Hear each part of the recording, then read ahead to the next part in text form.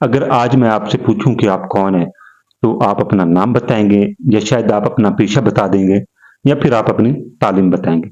जबकि हकीकत ये है कि आपका जो असल तारुफ़ है, पहचान है, वो ये नहीं होती कि जो लोग आपके बारे में जानते हैं, बल्कि आपका जो असल तारुफ़ है वो ये है कि जो आप खुद अपने मुतालिक जानने की कोशिश करते हैं। और यही सोच आपकी हर आदत, आपके हर फैसले और आपकी ज़िंदगी के ज़ाविये का जो पैरामीटर है, वो सेट करती है। और यही वो मकाम है जहाँ कुरान इंसान की शनाख्त को एक ईमान के ज़ाविये के साथ बयान करता है। कुरान की आयत है कि इन्ना अक्रमकुम इंदल्लाहि अत्काकुम, जिसका मफ़हूम है कि बेशक अल्लाह के नज़दीक सबसे ज़्यादा इज़्ज़त वाला जो इंसान है, वो वही इंसान होता है जो सबसे ज़्यादा मुत्तकी होता है, यानी कि परहेज़गार होता है। आज बहुत सारे लोग ऐसे मुआशरे में मौजूद हैं, जो अपनी असल शनाख्त, अपनी असल पहचान भूल चुके हैं और वो दूसरों के मायार के मुताबिक खुद को नापने की कोशिश करते हैं।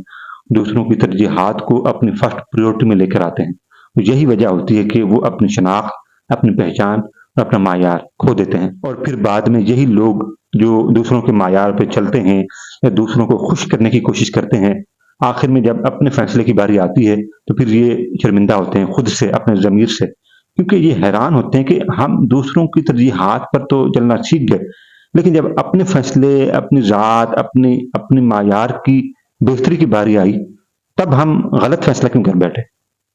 और यारो हदीस भी यही कहती है ना, कि हदीस कहती है कि अमाल का जो दारोमदार है वो नियतों पर है। जब हम हमारी नियत यही होगी कि हम दूसरों की तरजीहात को अपनी फर्स्ट प्रायोरिटी में लेकर आएँ, दूसरों के मायार को अपनी अपनी चाल बना लें, तो ऐसे लोग दुनिया में नाकामी के अलावा कुछ फेस नहीं करते। आज की जो कहानी है वो है हज़रत यूसुफ अलैहिस्सलाम के बारे में। यारो किनान की सरज़मीन एक मासूम नौजवान जिसे अल्लाह ताला ने नबूवत के लिए चुन लिया था। उन्होंने हज़रत यूसुफ अलैहिस्सलाम के साथ हसद किया और हज़रत यूसुफ अलैहिस्सलाम को कुएँ में फेंक कर चले गए। और फिर हज़रत यूसुफ अलैहिस्सलाम को एक काफ़िले ने अपने साथ लिया और मिस्र के बाज़ार में जाकर बेच दिया। यानी कि कुएँ में फेंकने से लेकर मिस्र के बाज़ार में गुलाम बनाने तक का जो सफ़र था, वो हज़रत यूसुफ अलैहिस्सलाम ने तय किया। अगर यहीं पर कोई और बंदा होता, तो वो कब का अपनी शनाख्त, अपनी पहचान, अपनी ज़ात, अपना मायार खो चुका होता। लेकिन यहाँ पर हज़रत यूसुफ अलैहिस्सलाम थे और ये जानते थे कि ये अल्लाह के ख़ास बंदे हैं। फिर आज़माइश मज़ीद सख्त हो गई और हज़रत यूसुफ अलैहिस्सलाम को गुनाह की दावत दी गई। यानी कि अज़ीज़ मिस्र की जो बीवी थी, उसने हज़रत यूसुफ अलैहिस्सलाम को गुनाह की दावत दी और कैद की धमकी भी दी। आपको पता है कि हज़रत यूसुफ अलैहिस्सलाम ने क्या जवाब दिया? फरमाते हैं कि ऐ मेरे रब, मुझे ये कैद खाना, ये सज़ा इस गुनाह से ज़्यादा पसंद है, जिसकी तरफ ये मुझे बुलाने की कोशिश कर रहे हैं। उन्होंने अपनी शनाख्त को, अपने ईमान को और अपने मायार को महफूज़ तरीके से बचा लिया। फिर अल्लाह ताला ने वक़्त को बदला, कैद से निकाल कर हज़रत यूसुफ अलैहिस्सलाम को मिस्र का एक खजानादार बना दिया गया। यारो जिसने अपनी शनाख्त को ईमान से जोड़ दिया हो, अपने मायार को ईमान से जोड़ दिया हो, तो फिर अल्लाह ताला ने तो खुद ब खुद उसकी तकदीर को बदलना था। उसे मिस्र के एक बादशाह की सूरत में पेश करना था।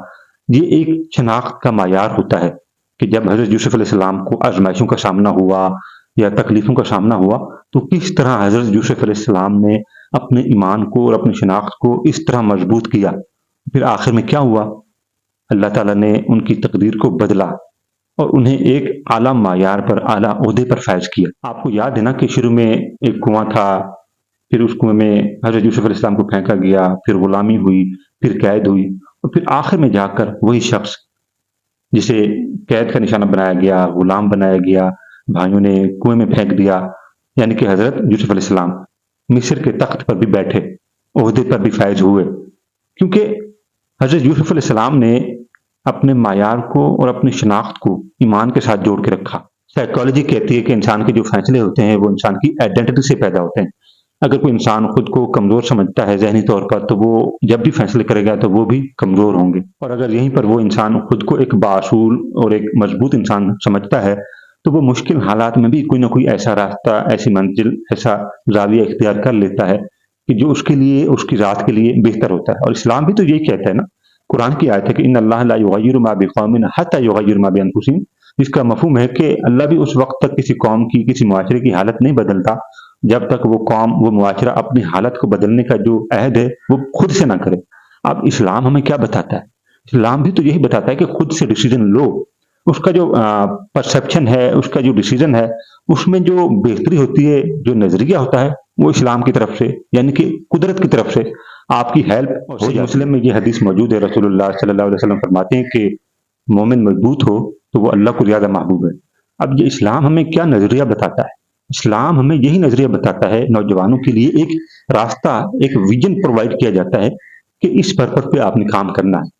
ہمارا اسلام ہمارے لیے ٹیکنالوجی کی، نئی ایجادات کی، ریسرچ کی بیس پر ہمیں ایک نالج پرووائڈ کرتا ہے کہ ہم سائنسی اعتبار سے اپنی قوم کی خدمت کریں، ہم دنیاوی اعتبار سے اپنی قوم کو ایک ایسا رول ماڈل بنائیں کہ لوگ کہیں، یہ معاشرہ، یہ دنیا کہیں کہ یہ جو قوم ہے یہ اسلامی اصولوں پر قائم کی گئی ہے۔ اور یارو بہت سارے لوگ معاشرے میں تبدیلی کی بات کرتے ہیں، لیکن یارو ایک بات میری ہمیشہ یاد رکھنا کہ اصل تبدیلی فیصلوں سے نہیں آتی، ڈیسیزن سے نہیں آتی، بلکہ اصل تبدیلی قوم کی شناخت سے پیدا ہوتی ہے۔ انسان کی شناخت بتاتی ہے کہ اصل تبدیلی کہاں پیدا ہوگی۔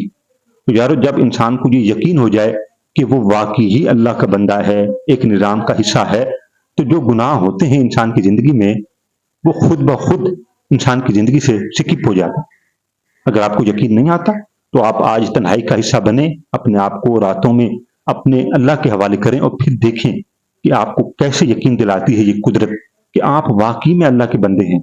اور اللہ تعالیٰ آپ کو یہ نظریہ پرووائڈ کرتا ہے قرآن کے ذریعے، حدیث کے ذریعے اور مختلف پیغمبروں کے واقعات، یہ ہمارے لیے ایک نظریہ ہیں کہ ہم ان کو اپنی زندگی میں ایسے شامل کریں جیسے کہ ہم اپنے انداز کو اور اپنی کیفیات کو ایک دنیا میں پرپس کے طور پر متعارف کروانے کی کوشش کریں۔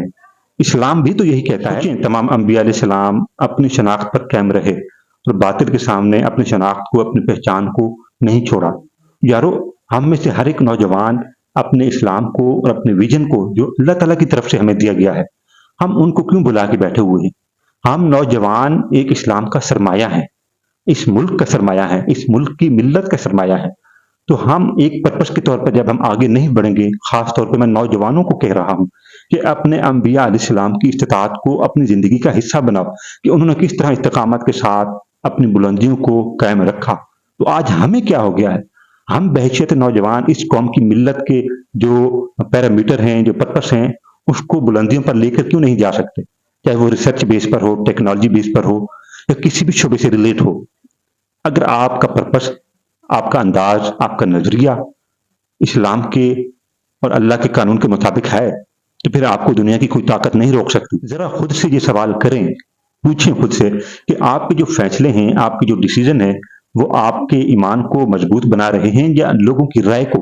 اب سوال یہ نہیں کہ آپ کیا کرنا چاہتے ہیں، آپ کا ارادہ کیا ہے، اصل سوال یہ ہے کہ آپ خود کو سمجھتے کیا ہے۔ اب میں آپ کو کچھ اصول بتانے جا رہا ہوں جو کہ میں نے کافی ریسرچ کرنے کے بعد اس ٹاپک کے حوالے سے میں نے قرآن سے، حدیث سے اور مختلف کتابوں سے، نفسیات کی کتابوں سے میں نے پڑھا ہے، اور یہ میں آپ کو بتانے جا رہا ہوں، اور اس پر آپ نے لازمی عمل کرنا ہے۔ پہلا جو اصول ہے وہ یہ ہے کہ آپ نے اپنی زندگی میں اپنی اسلامی شناخت کو یاد رکھنا ہے، اور آپ کی اسلامی شناخت کیا ہے یہ آپ بہتر جانتے ہیں۔ دوسرا جو اصول ہے وہ یہ ہے کہ آپ کا ہر فیصلہ آپ کے ایمان سے جڑا ہوا ہونا چاہیے۔ جو معاشرہ اپنے ایمان کے ساتھ فیصلہ کرتا ہے اس معاشرے کو کوئی توڑ نہیں سکتا۔ تیسرا جو اصول ہے وہ یہی ہے کہ آپ نے بری صحبتوں سے بچنا ہے۔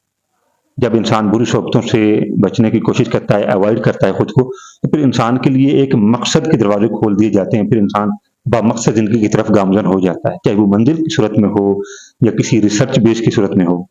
چوتھا جو اصول ہے وہ یہ ہے کہ آپ نے اپنا محاسبہ کرنا ہے۔ قرآن بھی یہی کہتا ہے کہ اپنا محاسبہ کرو، اپنی غلطیوں سے سیکھو۔